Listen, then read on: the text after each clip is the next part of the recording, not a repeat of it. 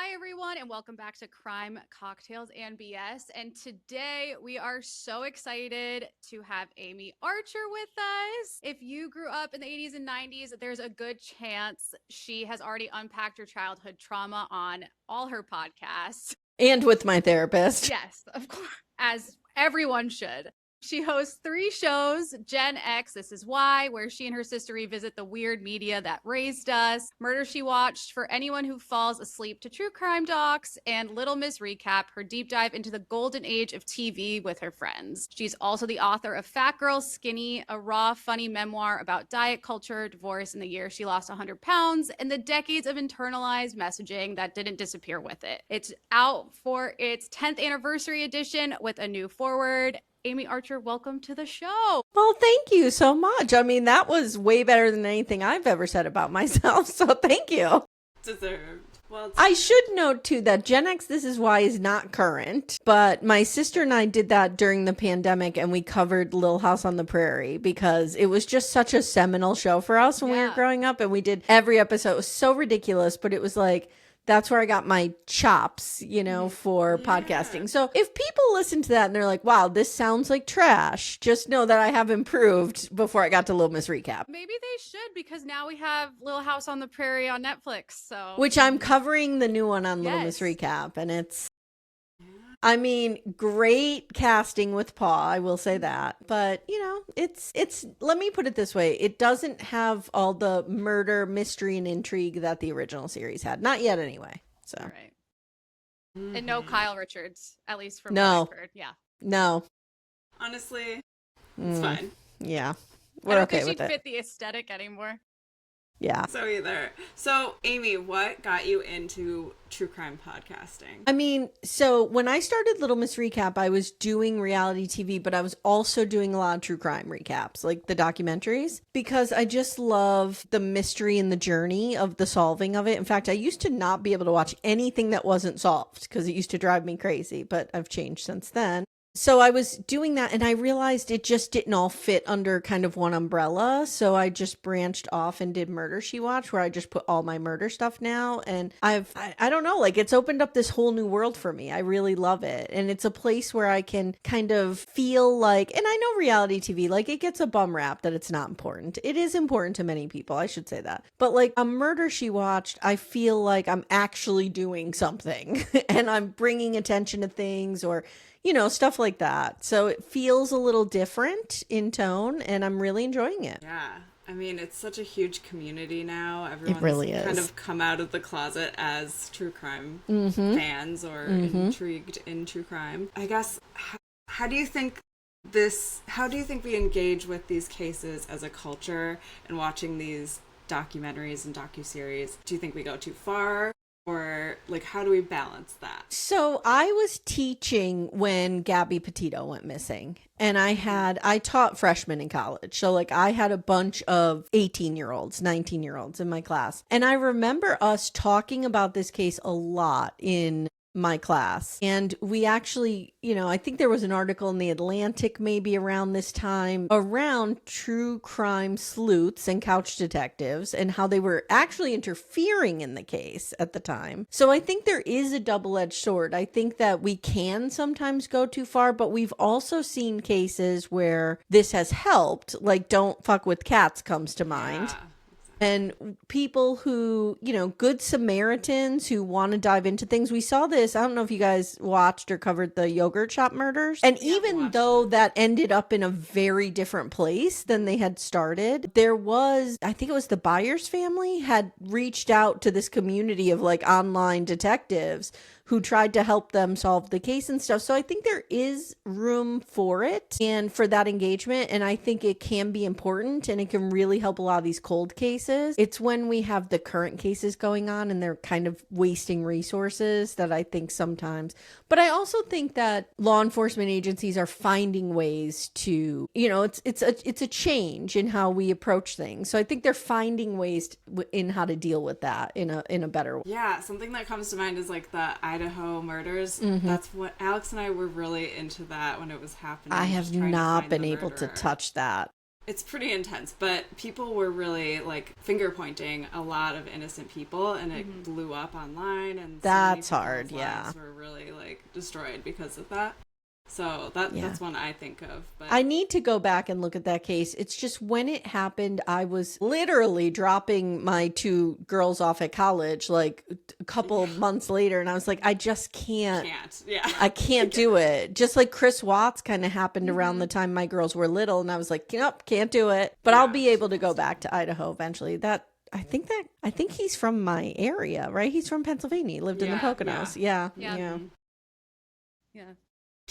Yeah, it is interesting. I mean, it would be great to also know what you think about how like true crime, especially in this documentary way, has become like more of a cultural phenomenon for everyone. And like now we have TikTokers who consider themselves like armchair experts in this, or like you know, it blows up on Instagram and all that. So how do you feel about it becoming such more of like a, as Kaisa said it, people are able to feel more that they can talk about it or be more open that they're into it? I mean, I think it's great because, you know, there's water cooler talk is what we used to call it in the 1900s when I was a young adult. And so I think that I'd rather stand around a water cooler and talk about like where's Nancy Guthrie than stand around a water cooler and talk about, I don't know, like Sincere from Love Island, right? So it's like we're like I we'll don't talk about both. Yeah, and you could talk about both, exactly. But I think it really, the one thing about true crime that I think unites people is it can serve as a cautionary tale, but it also does bring us together, and we want, generally, not always, but most people are kind of working together to bring justice to somebody. And I think that's a good thing. I don't think it's a bad thing, but it can go wrong. It can go very wrong. Let me just be very clear. Like the yogurt shop murders, like that just kind of shines light on how there are so many things that can go wrong in investigations and in the crime system. And then like that was so hard. Yeah, confessions. Like why are those false confessions happening? What's happening behind closed doors? Yeah, it's just so hard. We're covering on Murder She Watched on our Patreon. We're covering Making a Murderer. So we're, you know, going through the Brendan Dassey of it all. And it's, you know, That's Stephen Avery. right? Yeah, That's it's Wisconsin. So close to home. Stephen Avery, you know, I'm still out on that. We're still halfway through our journey. So like we're flip-flopping a lot there. Haven't gotten to Convicting a Murderer yet. We're going to watch that too. But like Brendan Dassey, that confession was coerced, period. Yeah, absolutely. There are like 3 or 4 judges who've all ruled that was coerced. So one good thing that has come out of true crime becoming so popular is just the transparency of it all. The more transparent we are and the more sunlight that's on these police departments and things like that, like the Karen Reed of it all. It's absolutely a positive thing for our society, I think. There's more pressure to do it right. Yeah. Instead of just getting someone in jail. Yeah, and I love how that the city of Austin came together. It doesn't take away what has happened for those boys that were wrongfully convicted, but they did try to make right with them, and I really appreciated that. Yeah. I don't know. I think it sets a good precedent, though. Very interesting, saying I don't really care. I know. That was I know. Another story. It's like, you know, the camera's in your face, right? Yeah. We can see you. So strange. Yeah. Are there any other true crime stories that you're really, really into right now? So right now, like I said, we're doing Making a Murder. I'm real into it. We did Maura Murray, the disappearance of Maura Murray. That is a rabbit hole that you can get lost. I don't know much about that, actually. She was a college student, and she like left her dorm one night and drove up towards the mountains in New Hampshire and just vanished into thin air. Like, we have no idea where she is. And people just, you know, all the armchair detectives come out, and it's really an interesting case. So there's that. Of course, I'm really dedicated to keeping Scott Peterson right where he is.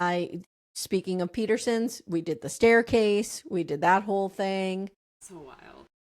Yeah, I'm a true believer that the owl did not kill Kathleen Peterson. I know that Kimberly from A Date with Dateline is going to be very upset to hear me say this, but it's how I feel. For owls, I mean. Yeah, well, well, I mean, And then, we just wrapped up the Murdoch case too. Like, that's really wild. Really, really wild. It just so keeps like going. It never ends. Yeah. And are you guys listening to Love Trapped? Did you listen to it? Yeah, I just finished it. Well, I think it was the last episode. So I don't know what is going on with these girls. We had Taylor Parker, Mackenzie Shirilla. We have Laura Owens. Like, what is happening? So bad. So bad. Maternal Instinct was so crazy. So crazy. I was saying to Kaisa, I actually went into it blind. I didn't read anything about it. I did too. I was like, I want to know. And then my sister, I'm like 20 minutes before we find out. Then my sister's like, oh, is this the documentary? And I was like, maybe. And then sure enough. But so dark. It so was dark.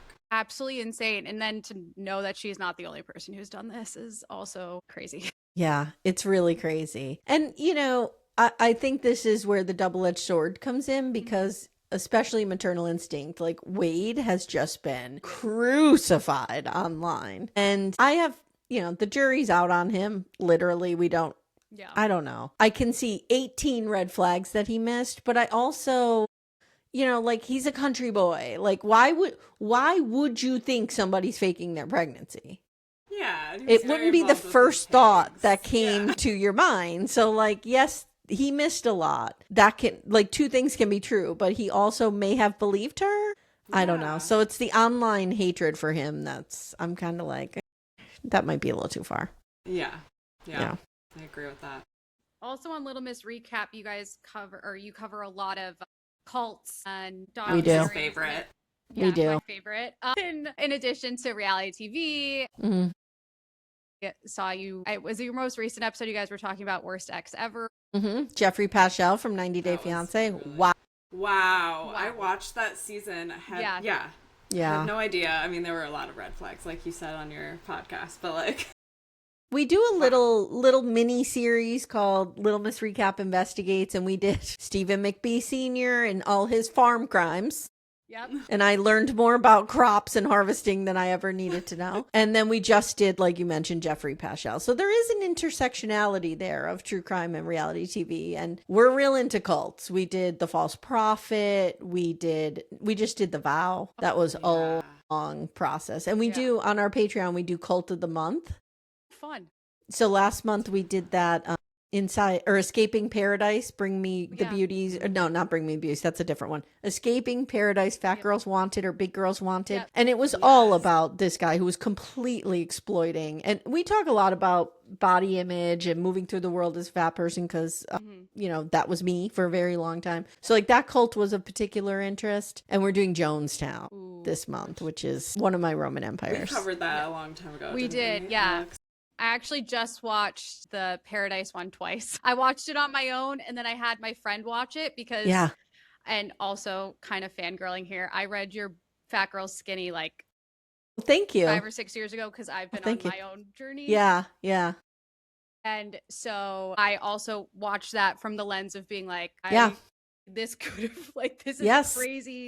So it's such a different lens to watch it through. And then I had my friend watch it with me and she hasn't had the same kind of similar experiences in that way. But to get her perspective on it too of like, thinking it's nuts from a different perspective. Sure. Yeah.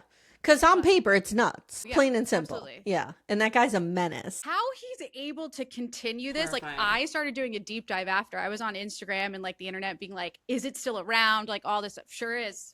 Yeah. It's still around. And I always say, like, if you have to stare into a television camera and proclaim you are not a cult, you're probably running a cult.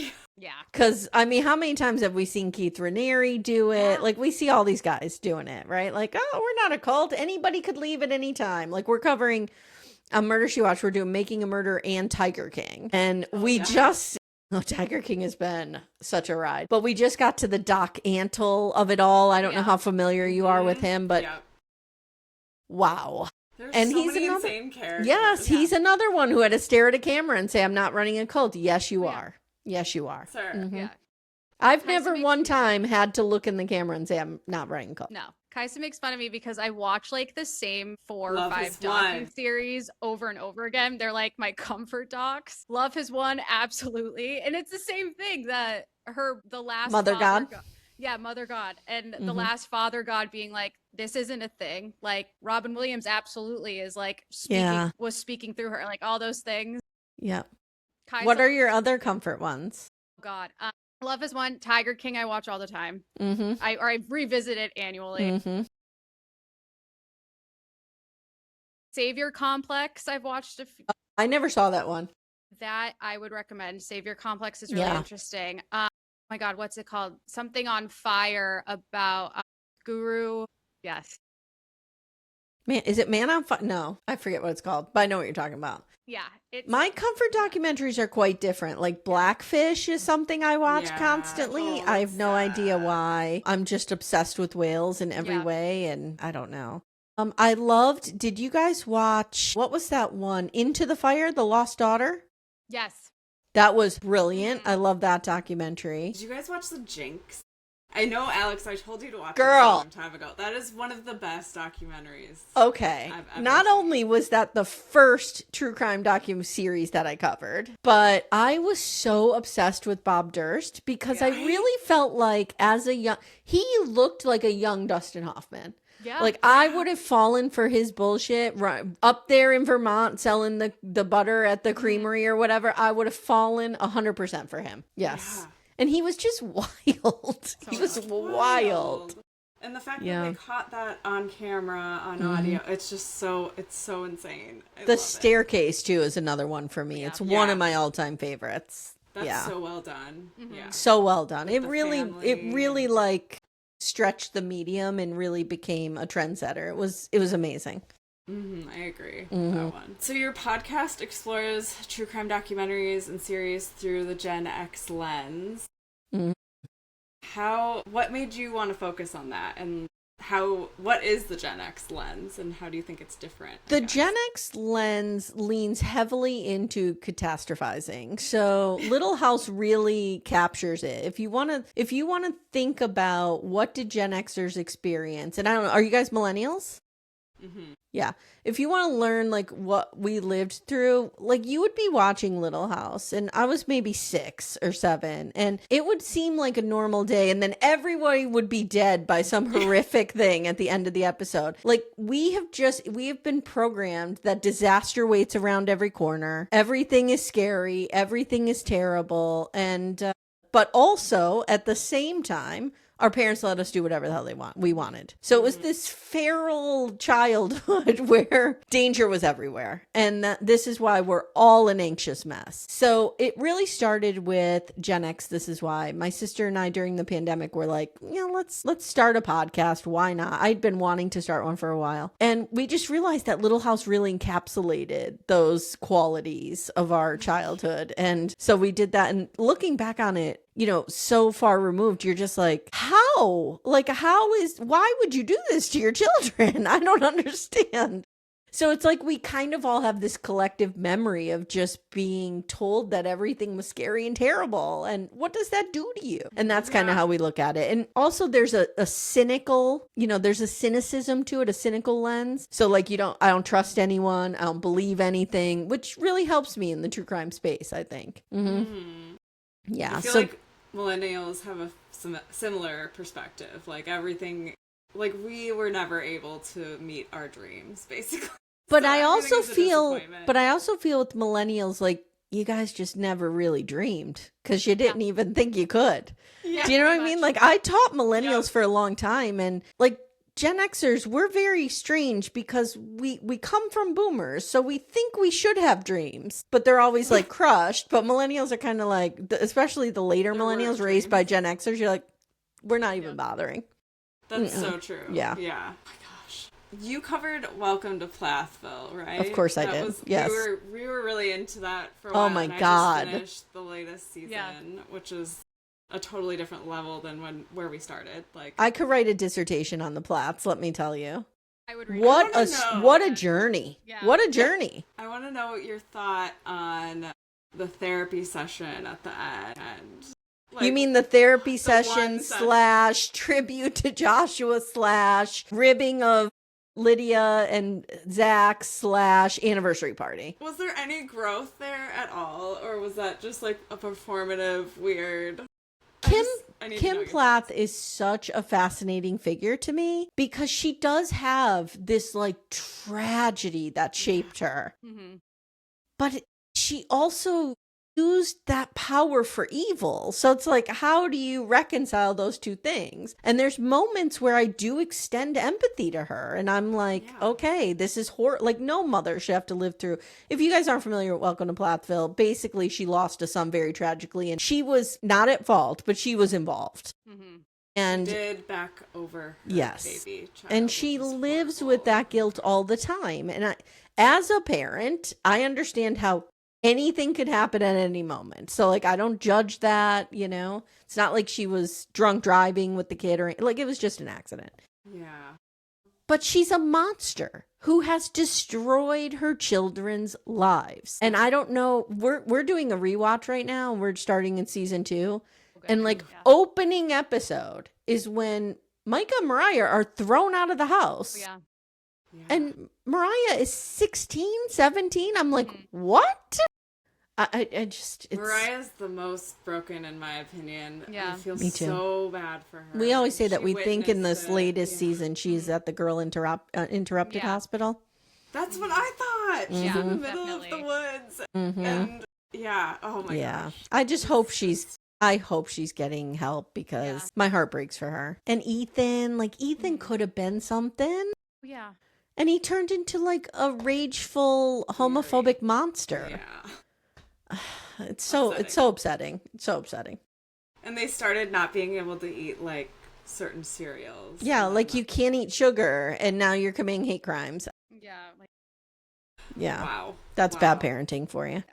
I know you've touched on 90 Day Fiance a bit with the Jeffrey of it all, but have you watched any of the more current season? Yeah, we Yeah. cover 90 Day all the time. Yeah. So we're currently covering 90 Day and Last Resort. This is a good season of 90 Day. I I need feel to like watch it. Yeah. I feel like last season, so, you know, they do the new iteration every time. So last was before the 90. That was one of the better seasons we've had in a long time with Lisa and Danielle. And Lisa shows up at the reunion looking like a White Walker with the lenses in. Like, it's bonkers. Is that baby girl Lisa? No. No. This is new Okay. Lisa, who I I need call to watch. Gypsy Rose There's of a always certain a age. Lisa. There's always a Lisa. There is. Yeah. Yeah, she's got real Gypsy Rose feel to her. Mm. Okay. And Okay. yeah, it's just, you know, that is a show that I'm just always gonna watch, always like. Some of the spin-offs I don't love, like I never watch Silvas. Happily Ever After, or what was that? The Silva sisters. I love them. They're I do. Yeah. so Stars and Stays. entertaining. Yeah. When they had their own show, come on, that was It was gold. fantastic. That was It was gold. so Yeah. fun. Yes. Gotta love them. I don't know where they'll end up, but I'm here to watch their ride. I am too. What reality show do you guys love? That's a tough one. Like, There's what so is your many. I'll never miss it? Kaisa, please go first. Real Housewives of New York was probably like original cast. Yeah. Was Yeah. so good. Never seen one episode. It's It- really good. It Real is Housewives of I Salt won't Lake even City. say it's my blind spot because I don't even want to watch it. Honestly, but- I don't blame yeah. you. Like when you haven't been in it from the beginning, I get it. It would be hard to go back. a lot of we did Real Housewives of Salt Lake City season 1 on Little Miss Yeah. Recap, and just so much yelling. Why do we have It's a to lot. yell? It's a lot of yelling. Yeah, I'm not into Yeah. the yelling and the opulence of it. Like, calms my nervous system for some I get reason. that. A lot of my co-hosts love Real Housewives. We've been really into Love Island, which, well, at least I have. Alex doesn't love this season. This I don't season's know terrible. how I. I'm get not that watching, much but time I'm to a show. parenting two 19-year-old daughters, so of Yeah. course I absorb a lot of it. Like, I know Sincere's bad. That's what I know. Yeah, he sucks. Yeah. Totally. Yeah. So, Alex, what's yours? I'm also a Real Housewives person just from growing up on it, but a lot of like the newer ones aren't as, or like the newer seasons of the original franchise Yeah. aren't as great. Like I will watch Orange County just because it's their 20th season Mm-hmm. and they brought Vicky Gunvalson back, so I'm kind of like, okay, I cannot miss an Summer House was big for me. Okay. Mhm. Couldn't had to catch it, and oh my God, there's another one. Do you guys watch McBee? I started it. I didn't- just started it like a couple weeks ago because Mhm. I saw a new season was coming and I'm like, a lot of people talk about this. Mm-hmm. I think this might be good. And I was also seeing like all of the stuff on Instagram of the like posts with the was it the ex-wife? Yeah. Or, like, Ex-girlfriend, Allie. Yeah. I was reading all that and I was like, okay, this seems like something I'd like to dive into. Yeah. It's good. I highly recommend it. It's a hate watch for sure. You know, you're watching because you're like, oh no. But it's entertaining. I'll give it that. I need to give it a chance. I feel like we really like diving into the crossover of true crime and reality TV. Like almost every franchise now has some crazy tax fraud or like scam or scandal that's happening. So McBee really Dynasty, man, they really, I mean, Papa McBee is a menace to society and is exactly where he deserves to be right now. But the boys are just like, you know, because of Dad's situation, XYZ. And I'm like, you mean when your father committed fraud? Yeah. Yeah, okay. Should I start from the very beginning if I watch that? Yes, because I tell everyone, season 1, you get to see what a menace Senior is. Season 2, he's on the lam. We don't see him at all. Season 3, he's going to jail. So you have to see him, and he's only in season 1. And it was on, what was it on, USA then? Yeah. Or Peacock. It was on Peacock. Over. It was on Peacock. And then it switched over to Bravo. But yeah, I think that's also why we enjoy The Housewives so much, because there's so much crime attached to it. Like, so I'm from Rhode Island, so the Real Housewives of Rhode Island came out, and now one woman dropped out, and it's probably because she's gonna get indicted. Okay. Or something's gonna happen. She said it's not. A bunch of them are getting fired. Yeah. She said it's not why she quit, but it probably is. But then that gets us always talking about, like, if you know you've done something, then why do these shows? Yeah, like it just brings so much light on you. Exactly. What? I don't understand. And as I'm digging into these financial crimes around this farmer, basically he's been doing this for years. It's like, why would you get a TV show? Because that's part of the whole, like, they needed an influx of cash. Right. So it's a whole thing. Oh man, I'll have to dive in. Do not fall. Let me give you a cautionary tale. Do not fall for Junior and his little tiny tank tops. Do not. Okay. Do not. You'll be tempted. Do not. Okay. Not endearing. Okay. No. Yeah. Got it. No, it's good knowing up front how terrible. Well, is there any other show we want to talk about?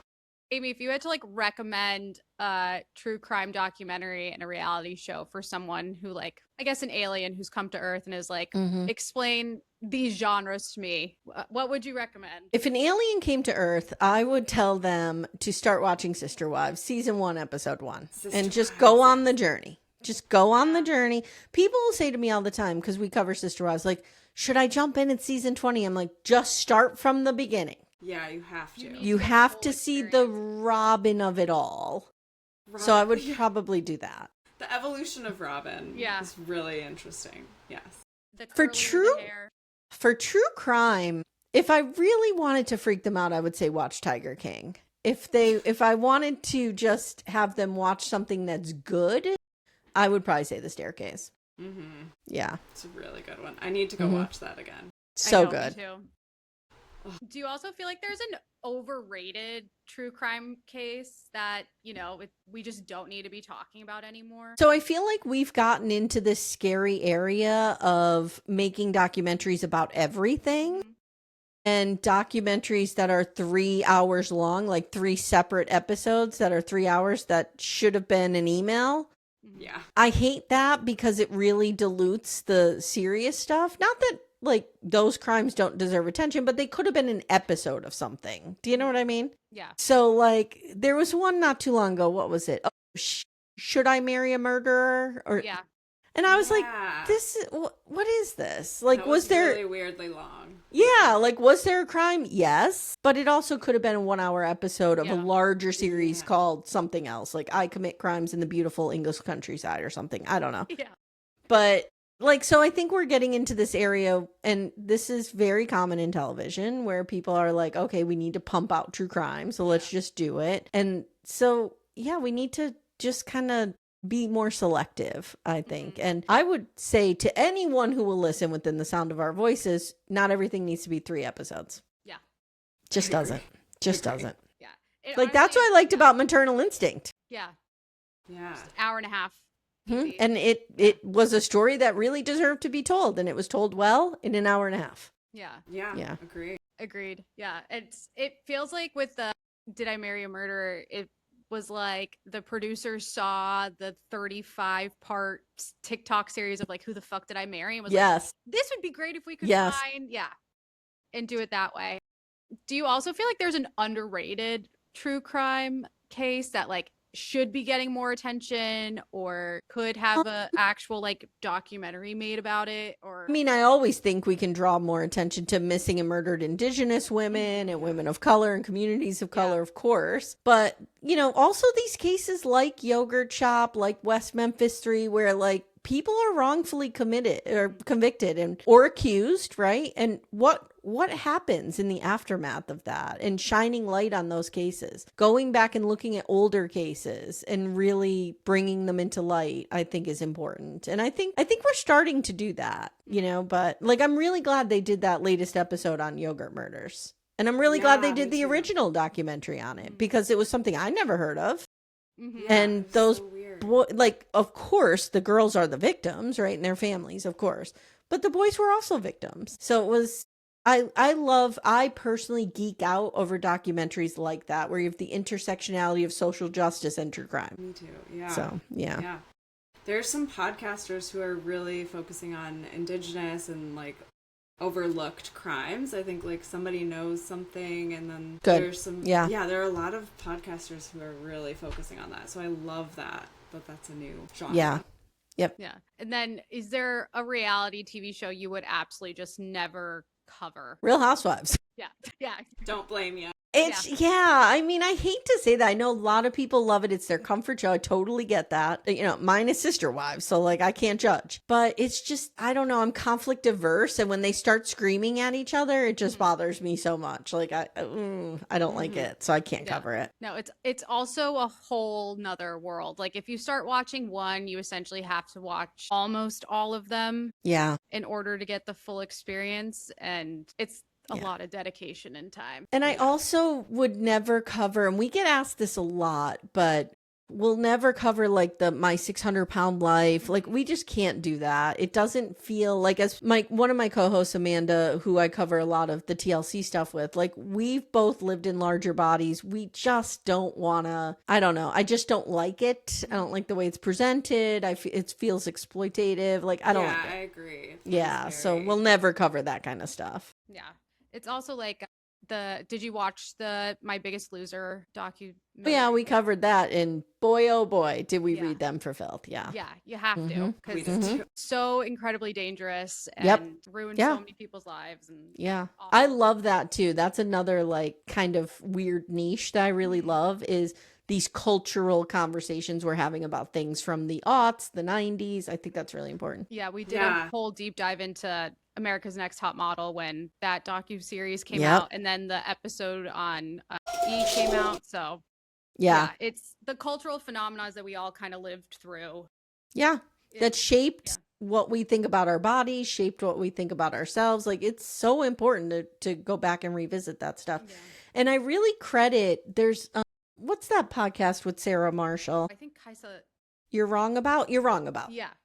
I really credit them with Maintenance Phase. Kind of did it for bodies and weight, but You're Wrong About did it for cultural conversations around women, especially women from the 80s and 90s who were like maligned. And I think it kind of started with Monica Lewinsky saying like, let's go back and revisit this through a current lens and see what was going on here. And she did one on like Tanya Harding. It was her and Mike at the time. And I love that kind of stuff. I think that's real important to go back and look at the things that raised us and kind of got into our psyche.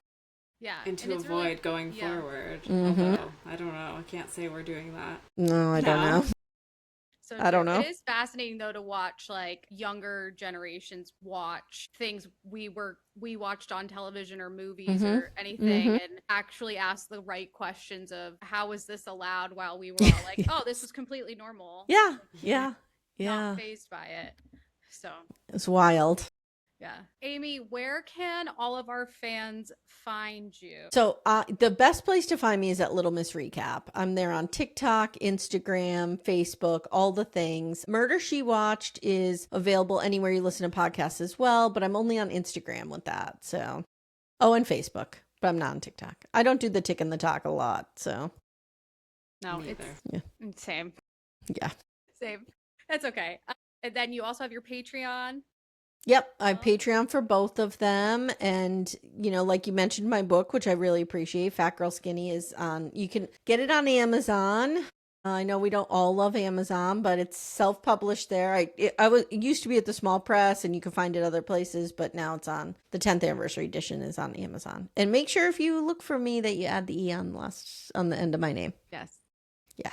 Yes. Because there is an Amy Archer who is a writer. And I get email for her all the time.